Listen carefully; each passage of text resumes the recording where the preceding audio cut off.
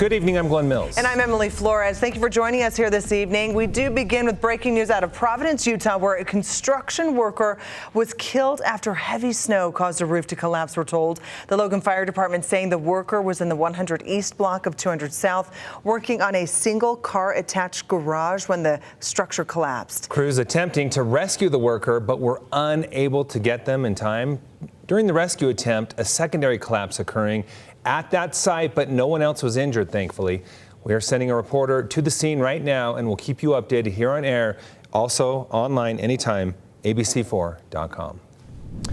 All right, now turning to weather. Northern Utah starting off the week with a healthy dose of winter weather. Okay, so this is how Eden, Utah is looking today. The snowy weather causing 2-hour delays for the Ogden and Weber school districts. And Box Elder School District decided to avoid the weather altogether and held virtual classes today. Chief Meteorologist Lana Brophy standing by as these series of storms make their way across the state. Yes, what are we in store for, Lana? A very active pattern with series of storms impacting the entire state. We've got winter weather and snow filling back in. We're going to start with a wide view because I want to show you where this is coming from. Each one of these disturbances coming from that upper level low that is off the Pacific there and continuing to dig south. As it moves inland, we're going to tap into that moisture. You see cloud cover and echoes of moisture in northern Utah. This is what it looked like this morning as we had a disturbance come through and drop off snow slushy conditions in North Ogden. The northern Wasatch Front will again see accumulating snow. Look at some of these totals. This is just from this morning, and this was one of the weaker systems coming through. 15 inches in Liberty, Wellsville getting 11.5, Pleasant View at 10, 7.5 in Brigham City, and South Ogden getting 5 inches. So we know additional snowfall is on the way. As we look at the storm tracker radar, it is sweeping the area. We've got milder temperatures in the valleys, and that's why you're seeing the green near Provo, up towards Cache Valley, near Farmington, and on the western end of the Great Salt Lake, that's rain. But we have a cold front on the way that will change all of our precipitation to snow for the overnight. We also see snow in the mountains and snow showers in different portions of the state. Brand new winter storm warnings going into effect today. Look at this. This is from Eden. Thank you to Miranda for sending it. Her snow pile, her snowblower doesn't toss snow on top of it anymore. Backside of the Wasatch under a winter storm warning, and that's been extended to include the central portion of the state, the Wasatch Plateau, and the southern mountains. So what you see in pink means that we're going to be dealing with snowfall through early Thursday morning for most spots. We also see that winter weather advisory for the Uintas up towards Box Elder County as well as Cache Valley. So accumulating snow on the way there. Our commutes are going to be impacted. Which ones and by how much snow? I'll answer that question coming up in my full forecast in just a few moments. Glenn, Emily, over to you. All right, thank you so much, Lana. Well, in northern Utah, we're going to show you a bit more of that. The Ogden Valley hit hard with that first round of snow, totaling 12 inches or more in the local ski resorts. Now, we did have that nice break from the snow throughout much of the day. As Lana just said, though, more expected tonight. Residents, as you see here, are still digging out from more than that foot of snow overnight in the Ogden Valley. With a lack of snow the previous years, though, many residents are saying this is a welcomed sight, even if it means more work shoveling on the horizon. We had a rough year last year. I mean, a rough couple of years. It was a sad year for Pineview. It was really low, and so, I mean, it's sweet. We're at church and we're praying for snow, and then we just are getting pounded.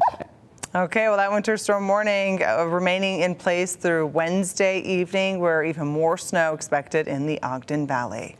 The legislative session coming to a close this week. During the 45-day session, there's been a lot of talk about water conservation and the Great Salt Lake. And recently, the Great Salt Lake Strike Team handing over a policy assessment to lawmakers to help them better understand the lake's dire need for intervention. ABC4's Northern Utah correspondent Kate Garner reporting from Logan today with what this assessment recommendation, what that assessment recommends our lawmakers do. The general message: the time to act is now. Now, the strike team does not advocate for specific policy positions, but rather lends technical expertise and evidence-based assessments with our lawmakers. This session, even advising lawmakers to take 6 steps to improve the lake's health. We have an opportunity to avoid real disaster, so now's the time to act. Brian Steed is the executive director for Utah State University's Institute for Land, Water, and Air, which is one of a handful of organizations and dozens of researchers that make up the strike team. We can see that there's a lot of problems on the lake right now, that we are in historically bad times. He says it's not all doom and gloom. A lot of what we're seeing right now is caused by human behavior, and human behavior can change. The strike team recommends the state take 6 steps. 1, leverage wet years. meaning take advantage of excess runoff from snowpack by allowing it to make it to the lake. 2. Set a lake elevation range goal. There was a bill to do this, but it failed. 3. Invest in conservation by increasing flows into the lake or decreasing water withdrawals from sources. 4. Invest in water monitoring and modeling by doubling current investments in water measuring and forecasting programs. 5. Develop a long-term resource plan for the watershed. The Department of Natural Resources is currently working on this. And 6. Request an in-depth analysis and policy options. The strike team could have this done by fall to give lawmakers time to work on proposals for the 2024 legislative session. In no way would I suggest holding off on conservation. We know conservation has to be part of the solution, and maybe all of the solution. That would be great if we could solve it by conservation alone. Like Steed, Senator Mitt Romney has hope for the lake, but he worries if the state doesn't work fast enough, the federal government could step in, and it could cost billions of dollars. Steed says it will take some money, but the solution could be homegrown. Agricultural optimization, that's investing in technologies on existing farms to make sure that they can change different practices on those farms. They can get the same level of production with a substantial reduction in water use. And that's really key, I think, because it makes it a win-win for both agriculture and conservation. Steed tells me there's always room for improvement, but that he's highly encouraged by the fact that lawmakers are talking about investing nearly $200 million into the agriculture sector to help farmers and ranchers use water more efficiently. Reporting in Logan, Cade Garner, ABC4 News. Heartache and loss being felt today for 5 people killed in a medical plane crash on its way to Salt Lake City. One of the victims' families opening up about their grief. Scott Walton has been identified as the pilot of the PC-12 fixed-wing aircraft crashing outside of Reno Friday night.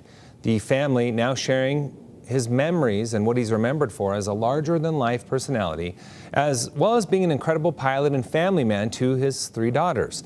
They say they're still processing that he's gone, but remembering who he was and his passion for life is what's helping them through the past few days. He was always a kid at heart.